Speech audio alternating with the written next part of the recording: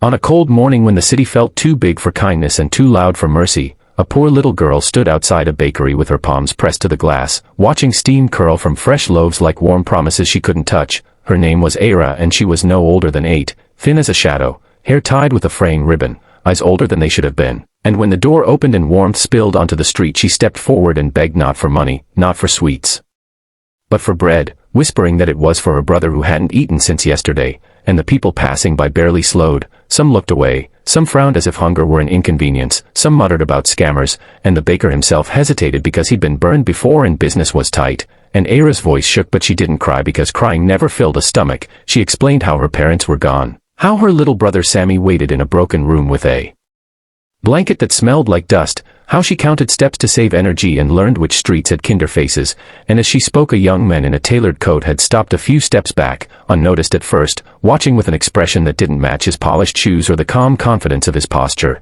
He was known in the city for building companies out of code and courage, a self-made billionaire before 30, but right then none of that mattered because he was listening, really listening. And when the baker finally shook his head and said he couldn't give bread away for free, Era nodded like she expected it, thanked him anyway because manners were the last thing she owned, and turned to leave. And that's when the young man spoke, asking her name, asking about her brother, asking where they lived, his voice gentle but steady. And when she answered, he didn't pull out a wallet like a performance. He walked inside, bought every loaf cooling on the racks, and carried them out with his own hands, setting one warm loaf into Era's arms and telling her this one was for Sammy now and the rest were for later. And the street fell quiet because generosity done without cameras has a weight to it. And Era stared like she might wake up, and then she smiled, a small careful smile like sunlight through clouds, and ran. And the young man didn't follow, but he didn't forget either, because that night he couldn't stop thinking about the way she'd thanked the baker who refused her, the dignity in hunger, the courage in care.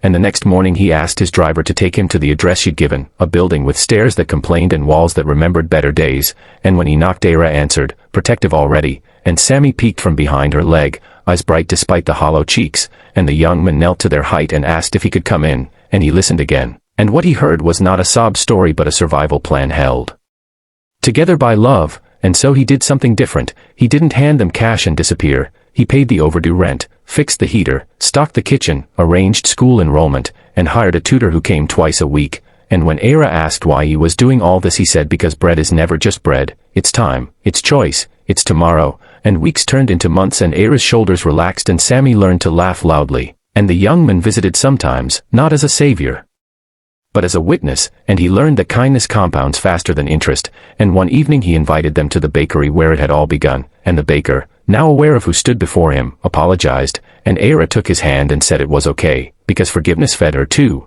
And the young man bought the bakery outright and gave it to the baker with one condition, that no child asking for bread would ever be turned away. And the sign on the door didn't announce charity, it simply read, warm bread always. And years later Era stood taller than the counter, helping after school, teaching younger kids to count change, while Sammy raced between tables with crumbs on his grin. And the city changed in small ways, because stories travel faster than trucks, and people who had watched that morning began to stop, to help, to listen. And the young billionaire, who had arrived with quiet steps, learned that the truest return on investment is the moment someone no longer needs to beg. And if this story touched you, if you believe that one choice can rewrite a life, don't just watch and move on. Subscribe to the channel, because every subscription helps us share more stories that remind the world that compassion still wins. And sometimes all it takes to change everything is a loaf of bread and a heart willing to stop and listen.